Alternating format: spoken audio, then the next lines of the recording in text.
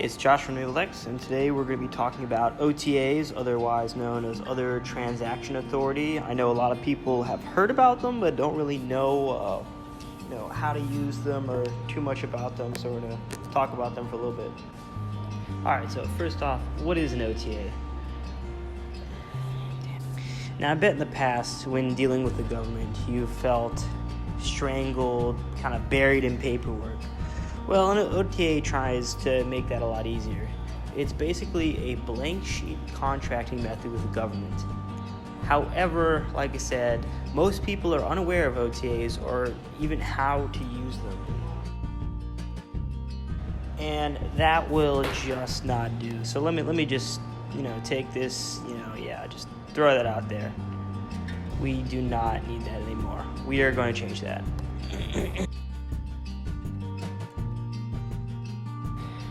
Okay, so I know what you're thinking. So maybe you're, some random startup guy, or you're working in the DoD, and you're like, how does that help my startup do business with the government? Well, I'll tell you.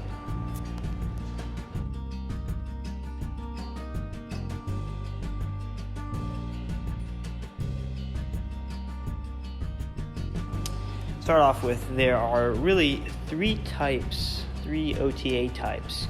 You've got research, prototype, and production. Each, different in their own ways.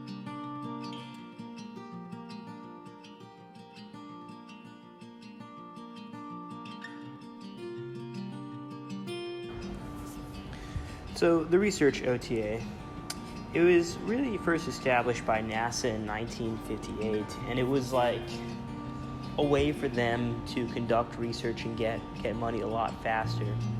Eventually, DARPA looked into establishing it in the 80s, and then it branched out to the DoD, Homeland Security, and so on.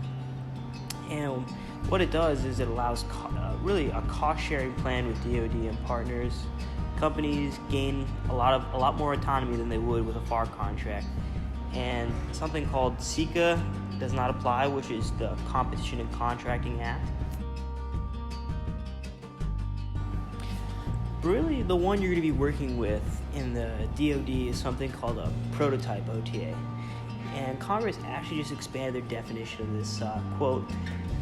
Its purpose is related to enhancing the mission effectiveness of military personnel and supporting platforms, unquote. And those platforms can be physical or virtual. It could be a wide range of activities that can be used with this type of OTA.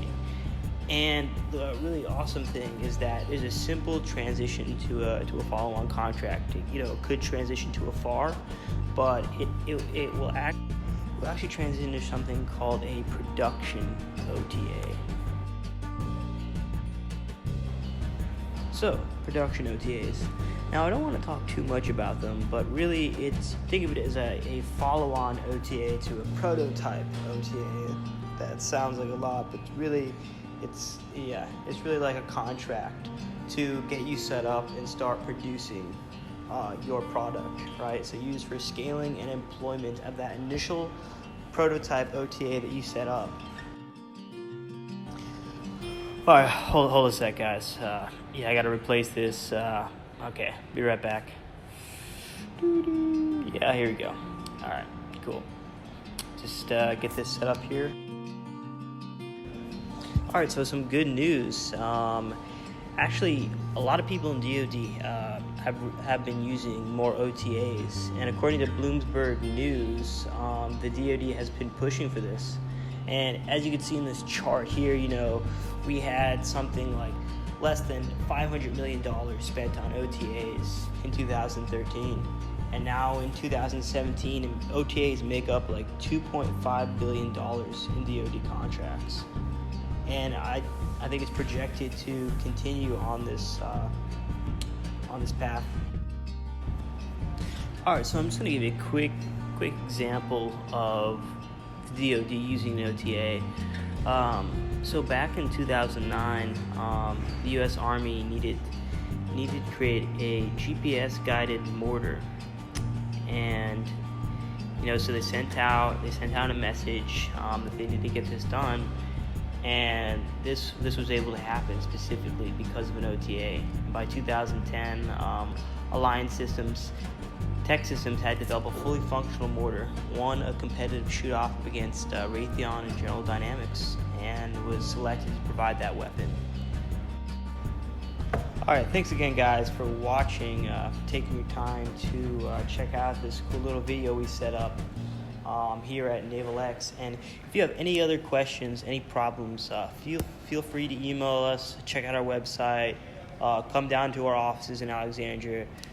We can definitely help you with that.